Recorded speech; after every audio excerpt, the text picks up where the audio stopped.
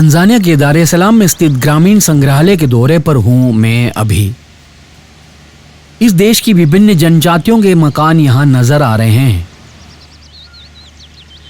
देश के अलग अलग क्षेत्रों के लोगों के आवास स्थानों को यहां एक ही कैंपस के अंदर देख पाना ही इस ग्रामीण संग्रहालय की विशेषता है। बेना जनजाति के लोगों के मकान की तरफ आया हूं मैं अभी। तंजानिया के दक्षिण में स्थित इरिक्या क्षेत्र की जनता है बेना।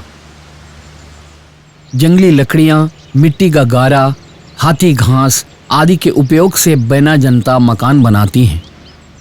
साधारणतः ऐसे मकानों में 4 कमरे होते हैं। बेना के घर के उपयोगी वस्तुएं भी यहाँ प्रदर्शित हैं। मुझे लगता है कि दुनिया में कहीं भी जाओ, ओखली का एक ही आकार होता है। लड़का लड़की के लिए अलग अलग कमरे के हिसाब से हैं बेना लोगों के घर की सामान्य प्रणाली। परिवार में कोई बुजुर्ग हैं तो वो रसोई में चूल्हे की आंच की तपिश में सोते हैं। कमरों के कोने में बांस की खपचियों की बनी अटारी के ऊपर ही धान्य और खाने की पकाई गई चीजें रखते थे। बेना घर से मैं बाहर निकला। अब अगला मैं चग्गा मकान के अहाते में पहुंचा हूं। किलिमंजारो पर्वत के ढलानों पर की उपजाऊ जमीन पर रहने वाले आदिवासी हैं चग्गा। अनुभव संपन्न किसान होने की वजह से चग्गा जन समूह अपने खेत में केला, कॉफी, मक्की, सोयाबीन्स आदि की खेती करते हैं। एक चग्गा परिवार के इस प्रकार के अनेकों झोंपड़े होते हैं। बीच में आग जलाने की जगह, एक कोने में खाट, मोड़ सकने वाली पतली जंगली लकड़ियों से झोंपड़े का ढांचा तैयार किया गया है। उसके ऊपर अच्छी मोटाई में घास बिछाकर बांध दिए गए हैं। शोधकर्ताओं का मानना है कि किलिमंजारो क्षेत्र की ठंड से बचने के लिए ही वहां के जनजाति समूह ने इस प्रकार के मकान बनाना शुरू किए होंगे। चग्गा जनजाति का एक नियम है कि जब परिवार का एक युवक विवाह के योग्य हो जाता है तो उसे इस प्रकार का एक मकान बनाना होता है। उसके बनाए गए नए मकान में ही उसे अपने नववधू को लेकर आना होता है। पहले बच्चे के जन्म के साथ ही पति बगल में एक दूसरा मकान बनाकर उसमें रहने लगता है। हो सकता है कि वह वहां एक नई पत्नी को लेकर आए। चग्गा मकान से निकलकर मैं आगे की ओर चल रहा हूं। यावो नामक जनजाति समूह के मकान हैं ये सब। दक्षिण पूर्वी अफ्रीका के इतिहास में बहुत बड़ा स्थान रखने वाला जन समूह है याओ। मलावी, मोजाम्बिक, तंजानिया आदि देशों में व्याप्त हैं यावो के आवास क्षेत्र। खेती करके जीवन यापन करने वाले हैं याओ। उनके घर के अंदर प्रवेश करने पर दिखने वाला मुख्य घरेलू उपकरणों में सबसे प्रमुख मूसल है। इकलौती लकड़ी को तराश कर बनाए गए मूसल तंजानिया की जनजातियों में ऊंचा स्थान रखने वाले होते हैं याओ। काजू, लौंग आदि की बड़े पैमाने पर खेती करते हैं वो लोग। तंजानिया में गुलामों के व्यापार की चरम सीमा पर रहने के दौरान अरबी व्यापारियों के निष्ठावान सहायक होते थे याओ। अन्य आदिवासी विभाग को पकड़कर गुलामों के व्यापारियों को सौंपने का काम भी याओ करते थे। साधारण से अधिक बड़े मकान थे याओ समूह के। फर्श और दीवारों को नदी की मिट्टी के गारे से लेप दिए गए हैं। विभिन्न प्रकार के मटके, लकड़ी के बनाए गए स्टूल, लकड़ियों के ही बनाए गए बर्तन, बड़ी टोकरियां, अनेकों अन्य उपकरण दीवारों पर लटके हुए हैं। बच्चों को घर के समीप की छोटी झोंपड़ी में ठहराने की एक रीति भी यावो जनता के बीच व्याप्त है। यह है घर के मुखिया का शयन कक्ष। मैं यावो घर से बाहर निकला। समीप ही घास की ही बनी एक अन्य झोंपड़ी है। यह मकुआ मकान के नाम से जाना जाता है। गोलाकार में नुकीले आकार के छत वाली झोंपड़ी होती है वह। तंजानिया के दक्षिणी क्षेत्र में रहने वाले जनजातीय समूह हैं मकुआ। लौंग, मूंगफली, काजू आदि की खेती करके जीने वाला एक जन समूह। पतली जंगली लकड़ियों को एक दूसरे से बांधकर बनाए जाने वाले ढांचे में मिट्टी का गारा पोत कर बनाई गई दीवारें, यहाँ भी कुछ घरेलू उपकरण दिख रहे हैं। यहाँ दिखने वाले हथियार, घरेलू उपकरण आदि के भारत के आदिवासी समूह के अद्वितीय उपकरणों से काफी समानताएं हैं। किसी भी देश के आदिवासी समूह का इन मामलों में एक समान स्वभाव स्पष्ट रूप से प्रकट है। मकवा हाउस से निकलकर मैं एक अन्य झोंपड़े की ओर बढ़ा। क्वेरे एंड डोए हाउस है संग्रहालय में इसका नाम। तंजानिया के तटीय प्रदेशों में रहने वाले दो जनजातीय समूह हैं, क्वेरे और डोए। अनुष्ठानों में समानता रखने वाले इनके मकानों के निर्माण भी करीब करीब एक जैसे ही होते हैं। जड़ी बूटियों और तंत्र मंत्रों से रोगों के निवारण करने वाले होते हैं क्वेरे और डोए। इसी एक कारण से उनके मकान में इस प्रकार का एक भाग भी होता है। दो दीवारों के बीच का एक तंग गलियारा एक कमरे में जाकर समाप्त होता है। परिवार के किसी भी सदस्य से कोई भी संबंध रखे बिना इसी कमरे में रखकर रोगियों के इलाज किए जाते थे। इस प्रकार गलियारे के दूसरे सिरे पर भी एक कमरा है। उसका उपयोग भी चिकित्सा से संबंधित काम के लिए ही होता है। मिट्टी की दीवार पर घरेलू उपयोग की वस्तुएं। उस मकान से भी मैं बाहर निकला। अगला इराकाऊ मकान है। तंजानिया की अरुशा, मानियारा आदि क्षेत्रों में बसने वाली आदिवासी जनता है इराकाऊ। वामपुली जनता नाम से भी वो लोग जाने जाते हैं। इराकाऊ मकान की विशेषता यह है कि वहाँ मनुष्य और पालतू जानवर एक साथ रहते हैं। बड़ी संख्या में मवेशियों और बकरियों के झुंड के मालिक होते हैं प्रत्येक इराकाऊ परिवार। इसी कारण से उनके मकान के डिजाइन और उनके अंदर की व्यवस्था मनुष्य और पालतू जानवर दोनों के साथ रहने लायक होते हैं। मकान की 2 मंजिलें होती हैं।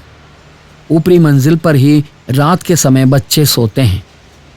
नीचे एक तरफ मवेशियों और एक कोने में घर के बड़े लोग सोते हैं। अनेकों घरेलू उपकरण इधर उधर लटकाए हुए हैं। टोकरी, मिट्टी के मटके, कमंडलू आदि उनमें हैं। छोटे बड़े अनेकों झोंपड़ियां हैं इस खुले संग्रहालय के परिसर में। मेहरा मकान के सामने पहुंचा हूं अभी। तंजानिया के गोमा नदी घाटी में बसने वाले आदिवासी समूह हैं मेहरा।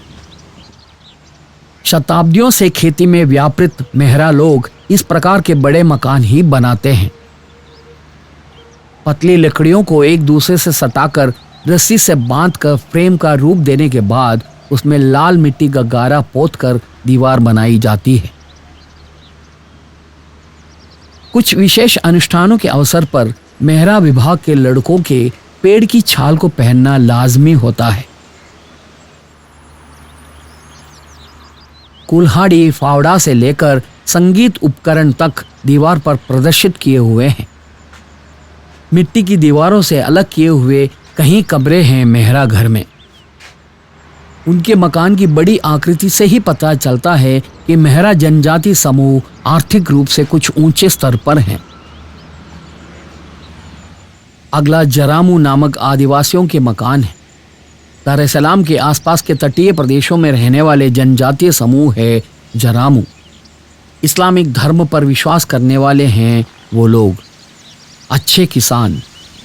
जरामुओं की मुख्य खेती चावल, ज्वार, लौंग, काजू, संतरे आदि हैं। घास के छप्पर वाली एक बड़ी इमारत है मुख्य घर। नजदीक ही 2 मंजिलों वाला एक और मकान होगा। खेती के उपज और औजार सुरक्षित रखने के लिए होता है वह। अगला है न्यासा मकान। दक्षिण पश्चिमी तंजानिया और मोजाम्बिक के कुछ भागों में रहने वाली आदिवासी जनता है न्यासा। तंजानिया में न्यासा झील के किनारे पर वे लोग अधिक पाए जाते हैं। एक न्यासा मकान का मुख्य भाग है यह है घर के मुखिया का आवास स्थल। बाढ़ के अंदर के अनेकों मकान का एक समूह है प्रत्येक न्यासा मकान। न्यासा जनजाति में एक से अधिक पत्नियों का प्रचलन सर्वसाधारण है।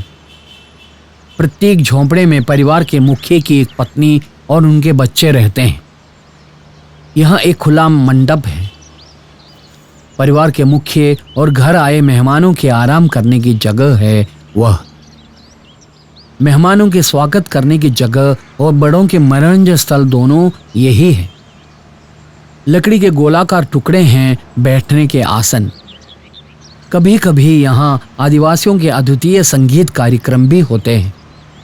न्यासा मकान से मैं आगे चला। पिंगुए नामक आदिवासी जनसमूह के मकान का एक प्रतिरूप है यह। रुकुआ झील के किनारे बसने वाला एक जनजातीय खंड है पिंगुए। मकान की दीवार पर मछली पकड़ने का एक उपकरण लटका हुआ है। उनकी आमदनी का मुख्य जरिया मछली पकड़ना है। अगला है फिप्पा मकान। हाथी घास के छप्पर वाली इस प्रकार की झोंपड़ी में फिप्पा जनजातीय लोग रहते हैं। झोंपड़ी के आगे इस प्रकार की मिट्टी की बनी एक भट्टी भी है। अगला एक बड़ा मकान है। हे मकान है यह। तंजानिया के एरिका क्षेत्र में 1300 वर्षों से रहने वाले आदिवासी जनसमूह हैं हे। जर्मन लोग तंजानिया में अपना वर्चस्व स्थापित करने के लिए आए तो उन्हें हे जनजातीय समूह से ही सबसे अधिक विरोध का सामना करना पड़ा था। बहुत शक्तिशाली योद्धा हैं वो लोग। बड़े मकान होते हैं हे जनजाति के। हवेली के बीच में एक बड़ा आंगन, उसके चारों ओर मकान के कमरे आदि बने होते हैं। पुरुष के शयन कक्ष, स्त्री के शयन कक्ष, घर के सदस्यों के बैठने का कमरा, मेहमानों के कमरे आदि यहाँ हैं। हे मकान से मैं बाहर निकला। यह न्याक्यूसा मकान है। दक्षिणी तंजानिया के न्याक्यूसा जनजाति के मकान। बांस को पिरोकर बनाए गए ढांचे में मिट्टी का घारा भरकर दीवार बनाई गई है। सविशेष प्रकार के कुछ पारिवारिक रीति रिवाजों को अपनाने वाले होते हैं न्याक्यूसा जनजाति के लोग। एक पुरुष का एक अन्य परिवार की सारी बहनों को अपनी पत्नियां बनाना एक साधारण घटना है। घर में पत्नियों की संख्या बढ़ने पर मकान में कमरों की संख्या बढ़ाते हैं या नजदीक ही एक दूसरा मकान बनाते हैं। गोलाकार मकान के अलावा बांस की एक लंबी आकृति का मकान भी न्याक्यूसा जनजाति के मकानों के समुच्चय में होता है। बांस की दीवार की एक तरफ लाल मिट्टी का गारा पोत रखा है। पुराने न्यासा लैंड के सोंगमी नदी तट से तंजानिया पहुंचे हैं न्याक्यूसा जनजाति विभाग। बांस की बहुतायत में लभ्यता वाले प्रदेशों में वो लोग रहते हैं। न्याक्यूसा मकान से मैं बाहर निकला। यहाँ कई जनजातीय जनता के पारंपरिक मकान देख लिए हैं मैंने। अब यह देखिए कि कुर्सियां और ड्रम हाथों में लिए एक युवक वो जा रहा है। मेरा ड्राइवर रजाब भी 2 कुर्सियां उठाए उसके पीछे जा रहा है। एक विशाल पेड़ के नीचे की विस्तृत छाया में कलाकारों ने अपने आसन संभाले। अभी मेरे लिए यहाँ एक सांस्कृतिक कार्यक्रम का आयोजन होने जा रहा है। कुछ अधिक संख्या में मृदंग, आदिवासी संगीत वाद्य यंत्र आदि रखे हुए हैं। मुझसे कहा गया है कि मात्र वाद्य संगीत ही नहीं बल्कि नृत्य कार्यक्रम भी आयोजित किए जाएंगे। इनकी परेशानी यह है कि आज मेहमान के रूप में मैं अकेला ही हूँ वहाँ। जब कार्यक्रम मात्र मेरे लिए ही आयोजित किए जा रहे हैं तो एक दल के दर्शकों से मिलने वाली जितनी बख्शीश की उम्मीद नहीं कर सकते हैं ना। उसके बावजूद उन लोगों ने कार्यक्रम आरंभ किए। संगीत वाद्य यंत्र कुछ प्राकृत अवस्था के दिख रहे हैं। अफ्रीकी जनजातीय संगीत परंपरा के अनुरूप के ड्रम्स। अफ्रीकी जनजातीय लोगों की जिंदगी में इन ड्रम्स से निकलने वाले संगीत का बहुत बड़ा स्थान है। वो लोग अपने विचारों के आदान प्रदान से लेकर खुशी प्रकट करने तक के लिए इन ड्रम्स के उपयोग करते हैं। कुछ लोगों के ताल से ताल मिलाने के तरीके को देखकर मुझे लग रहा है कि इन कलाकारों के लिए यह एक यांत्रिक प्रदर्शन मात्र है। एक बंदा सिलोफोन बजा रहा है। अफ्रीका में यह वाद्य यंत्र मरिम्बा नाम से जाना जाता है। 120 से अधिक जनजातीय समूहों वाला देश है तंजानिया। उसी कारण से संगीत और नृत्य के क्षेत्र में सबसे अधिक विविधताओं से भरे अफ्रीकी देशों में से एक है वह।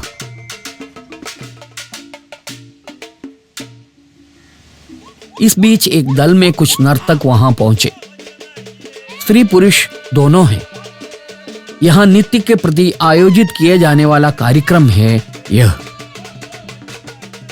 अंग्रेजों के द्वारा अफ्रीका को उपहार में दिए गए शरीर के ऊपरी परिधान को स्त्री पुरुष नर्तकों ने अभी पहन रखे हैं। निचली परिधान स्वरूप घास के बने घाघरा पहने हुए हैं।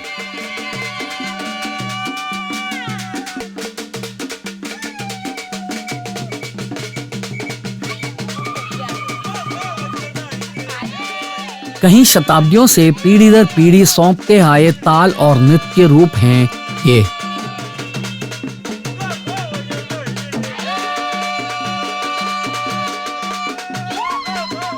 अफ्रीका के नृत्य देश और भाषा से परे बहुत समानता वाले होते हैं। ईश्वर की आराधना, खुशी मनाना, विवाह की रस्में, मृत्यु उपरांत की रस्में, फसल की कटाई आदि अनेकों अवसरों पर अफ्रीकी जनजातीय समूह नृत्य करते देखे जाते हैं। फसल की कटाई के अवसर के नृत्य संध्या समय आरंभ होकर अगले दिन सूर्योदय होने तक चलते रहते हैं। इस प्रकार के नृत्यों में वहशीता और यौन प्रतीति उभरे रहते हैं। कहीं अवसरों पर नर्तक जानवरों की नकल भी करने लगते हैं। बंदर, शतुरमुर्ग, मोर, शेर आदि में नर्तक स्वयं रूपांतरित हो जाते हैं। इस प्रकार के कई नृत्य ईश्वर से सीधे संपर्क स्थापित करने के प्रतीक भी होते हैं। कहीं जनजातीय समूहों का मानना है कि रोग शांति के लिए नृत्य करने के अवसरों पर ईश्वर उनके शरीर में प्रवेश करते हैं। उनका ऐसा भी मानना है कि मृत्यु उपरांत के क्रियाकर्म के तहत करने वाले नृत्य के दौरान मृत व्यक्ति की आत्मा उनके शरीर में प्रवेश कर जाती है। ताल से ताल मिलाकर मनमाने ढंग से शरीर चलाने की प्रक्रिया नहीं है उनके नृत्य। उसके कुछ निश्चित रूप होते हैं। इसी कारण से सारे नर्तकों के कदम और चाल एक साथ एक समान हो पाते हैं। प्रत्येक जनजाति के लोग अपने परंपरागत नृत्य के कदम और चाल के अभ्यास बचपन से ही करना शुरू कर देते हैं। कई अवसरों पर नर्तकों के मिर्गी के रोगियों के जैसा व्यवहार करना अफ्रीका के कुछ नृत्यों की खासियत है। किसी के शरीर से प्रेत बाधा दूर करने के लिए किए जाने वाले नृत्य के दौरान वह साफ दिखाई देता है। कुछ आदिवासियों के विश्वास है कि उस समय प्रेतात्मा नर्तकों के शरीर में प्रवेश करती है और नृत्य की समाप्ति के साथ शरीर से निकल जाती है। दर्शक के रूप में मेरे अकेले होने के बावजूद उन्हें कोई फर्क नहीं पड़ रहा है। नृत्य के जोश में कोई कमी लाए बिना वो लोग अपने कर्म को खूबसूरती से निभा रहे हैं। ग्रामीण संग्रहालय के स्थायी कर्मचारी हैं वो लोग। स्वाहिली भाषा में इग्निचा मगुबुशो नाम से जाने जाने वाले इस संग्रहालय का आरंभ 1996 में हुआ था। सन 2000 से यहाँ इस प्रकार के सांस्कृतिक कार्यक्रम भी आयोजित किए जा रहे हैं। संग्रहालय में यह नृत्य कार्यक्रम प्रत्येक दिवस आयोजित किए जाते हैं। नितंब को इस प्रकार चलाते हुए नृत्य करना हर किसी अफ्रीकी देश का एक प्रमुख नृत्य रूप है।